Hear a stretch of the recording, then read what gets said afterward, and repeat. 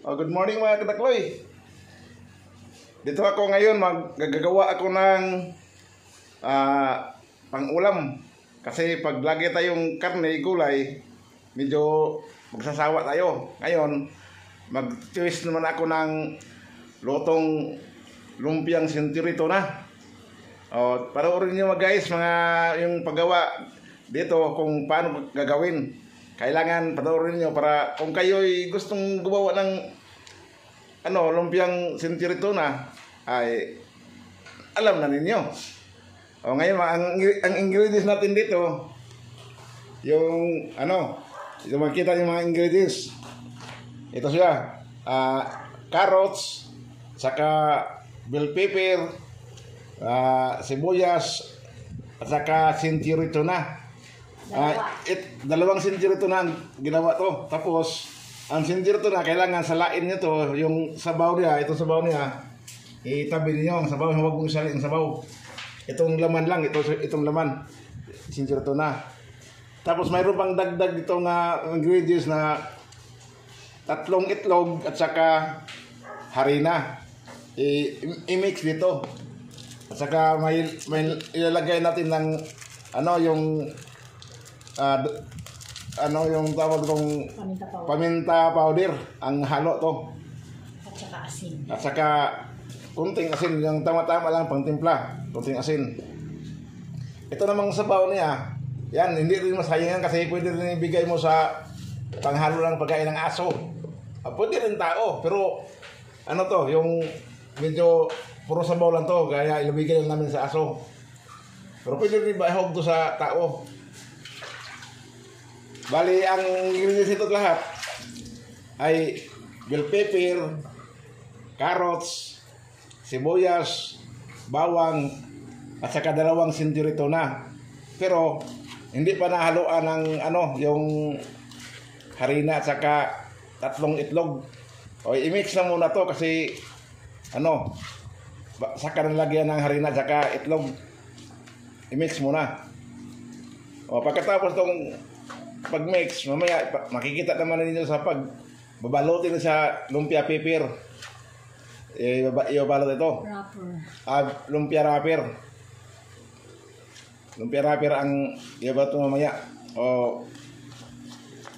Ipakita natin mamaya maghalo ng itlog at saka harina, saka na magbalot ng lumpia paper. Mga karatlay, makikita naman ninyo ngayon ang gawin natin lumpia paper. Dito na mayroon ng itlog sa harina. Ito makikita ninyo ang itlog sa harina to. Inahalo na. Ito siya 3 itlog at saka harina. Saka na siya babalutin sa lumpia paper.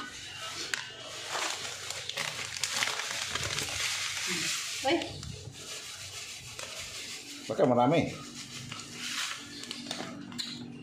Kung bebe, hindi na yata kasi siya ito.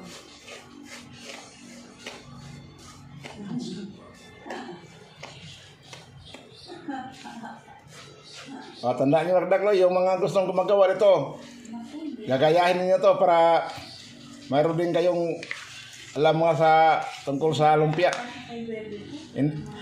Hindi, sa halip na giniling na karne ang gagawin, ito iba na naman to. Ang panghalo ito, iba naman, hindi naman karne. Itlog, saka harina, at saka carrots, at saka sibuyas, bawang, at saka lagyan ng pamintang durog, at saka harina. Ito, makikita naman nyo mamaya pagbalot ito. Pagkatapos ito, pakita naman sa inyo kung naman sa inyo pagbalot. Ito na kadaklo yung lumpia paper to. Hiwalay-hiwalay ko muna kasi nakadikit ito.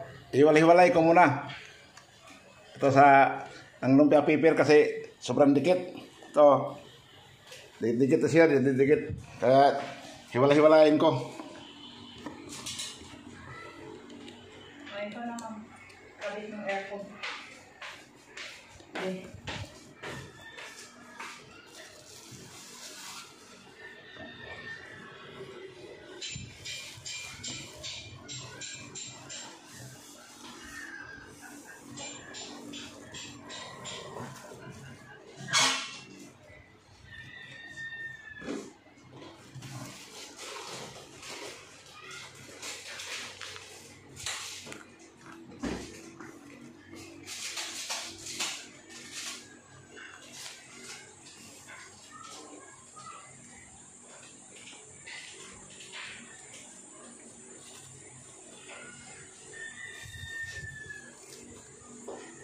Sobrang dikit ito kadaklay. Hirap nanggalin.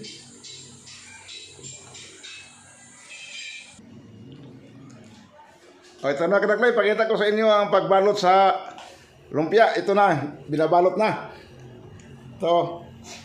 Ito ang lumpia. Pagkatapos ng balot ito, kasi ito lahat timplada na, saka na lulutuin, pipirito na, lagay mo sa kawali. Ito na siya ang lumpia. Ito na ang mga ingredients niya. Kaya kung gusto nyo guys gumagaya ito paggawa ng lumpiang century tuna, ganito lang paggawa. Simple. Mamaya pag luto ng prito ilagay sa kawali, ipakita ko sa inyo kung paano pagprito sa kawali. Ngayon guys, makakita ko sa inyo pagprito kasi tapos na ang pagbalot siya. Ito na siya, ito na. Ngayon, piprituhin na natin sa mantika na mainit. Ito na siya, yan.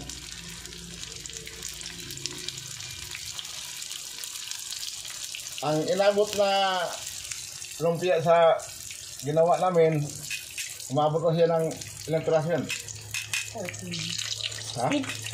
16 piraso sa 2 sentiro tuna at saka harina at saka tatlong itlog at saka marikado. Ito na ang inabot sa pagbalot, 16 na piraso. Malalaki kasi. Malalaking balot kasi ito. Hindi naman kasi ito pantinda, pangkain lang to. Kasi pangit yung pagpalagi ka ng kain ng karne, kaya ibahin na naman natin ang ulam. Ito na siya. O yung mga hindi pa subscribe na kayo. At pindutin nyo ang bell button sa all para lagi kayong updated sa mga vlogs ko araw-araw. Shout out ko pala sa tinagawa na pagkanito yung anak ko, si Charlo Ligo, at saka si Vivian Ligo, apo ko si Ayan Ligo, at saka bunsong anak ko si Charlene Ligo. Shout out ko rin sa Sugod Southern Leyte, si Charmin Sardinia, at saka si Miguel Sardinia kasama ang anak niya at sa mga magulang. Ito na, nagluto ako ng lumpia ngayon. Lumpiang century tuna. Iba ng Israel, hindi ito karne. Century tuna to ang ginawa ito. At saka harina, at saka tatlong itlog. At saka mga ricado. Yung mga hindi pa subscribe na kayo. At saka pwede kayo mag-share sa Facebook. I-share nyo sa mga friends nyo sa Facebook. At saka i-share din nyo sa Messenger. Pwede kayong mag-like. I-like niyo ang para dadami tayo. Okay, mamaya pagkatapos ng luto, pagkatapos ng lahat, makikita ninyo. Okay. Nagpipirito pa kasi marami pang pipirituhin ito. Mayroon pang isang plato pa. Pipirituhin pa yan. Okay, mamaya pakita niyo pag matapos na pag finished product na pakita ko sa inyo. Chili sauce.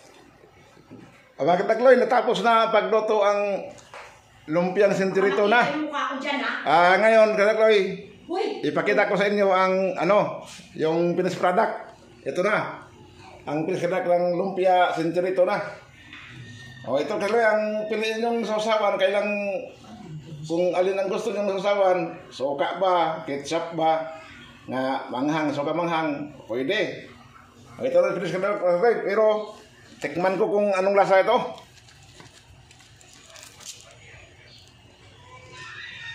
Tikman ko ito siya. Ito na finish ka na, pwede na kainin nyo. Grabe ang sarap talaga. Ito ang gawang lumpiang century tuna na kadakoy. Ang sarap. Bango. Lalo na pag may sasawan. Kung gustong gumawa ito, gayahin ito. Sinasabi ko sa inyo ang mga ingredients. Sundan ninyo. Okay. Salamat lahat. Kasi ito na ang lumpiang century tuna. Okay, thank you. Salamat. Thank you guys, thank you for all. Thank you for watching, thank you.